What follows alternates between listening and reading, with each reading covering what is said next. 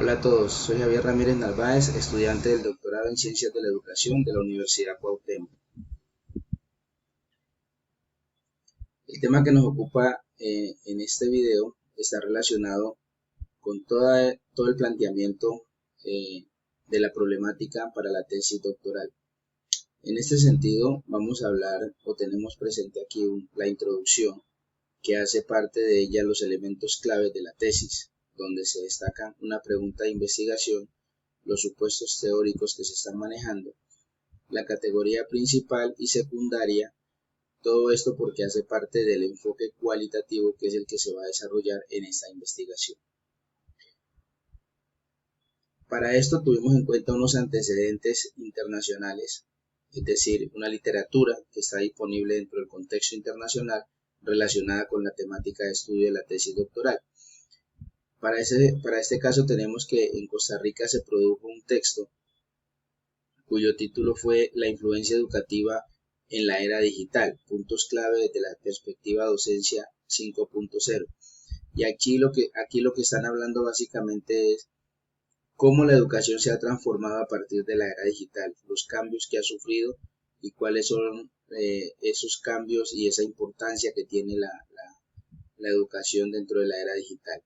En Ecuador también se produjo un documento que habla de la innovación en la educación y su participación en el aula invertida. Esto es muy importante en la educación 5.0 porque el aula invertida pasó a revolucionar lo que es la educación. Ya no se basa únicamente en dejar tareas para la casa, sino que a partir del conocimiento de los profesores se hacen las tareas prácticamente en el aula. Es decir, lo que se hacía antes en el aula se hace en la casa y lo que se hacía en la casa se hace en el aula. Ya en el contexto nacional, como antecedentes nacionales, hay dos textos muy importantes. Uno que habla sobre la relación entre el aprendizaje invertido o el aula invertida y la competencia digital de los docentes.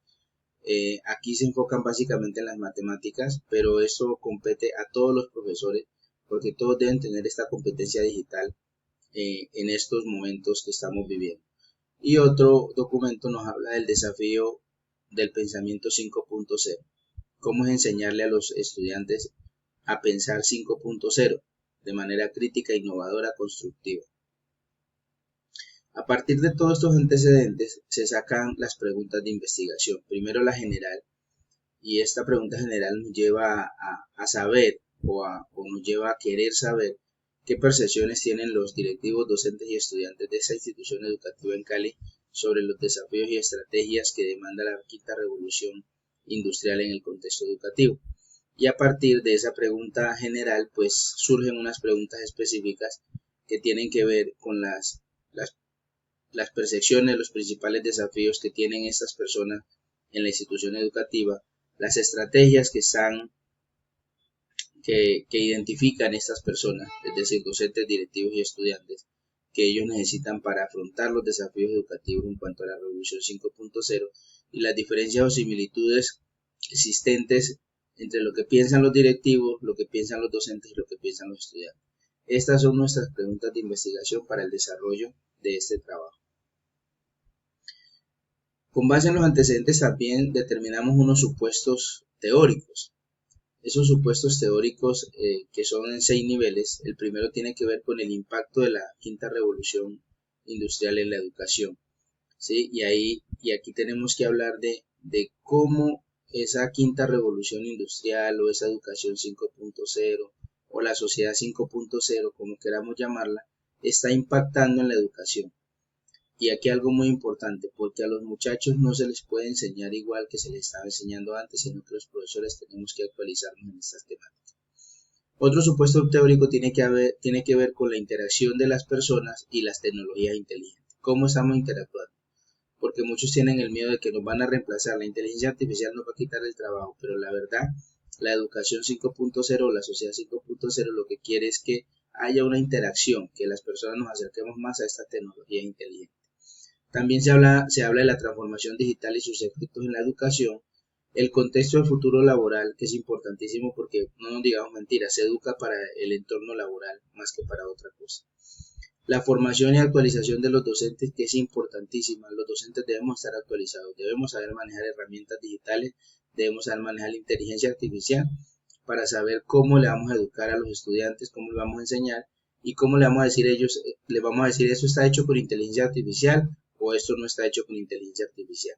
Y no es el caso de que se use o no se use la inteligencia artificial, es el caso de que la aprendan a utilizar, que aprendan las personas, es decir, los estudiantes a interactuar con las tecnologías. De allí salen una justificación que es a partir de lo que nos dice Hernández Sampieri y Mendoza Torres de la relevancia social. Esta relevancia nos dicen esos autores que tiene que la investigación orientarse a la trascendencia que tiene para la institución como parte de la sociedad, ¿sí? En la parte teórica pues vamos a llenar un vacío conceptual sobre esa temática porque hasta el momento es un mito, un tabú para algunas instituciones, sobre todo para los centros educativos de nivel secundario. Perdón. Y en la parte de aportación metodológica pues se van a crear unos nuevos métodos y técnicas para recolectar información, los cuales muy seguramente van a ser replicados en otras instituciones.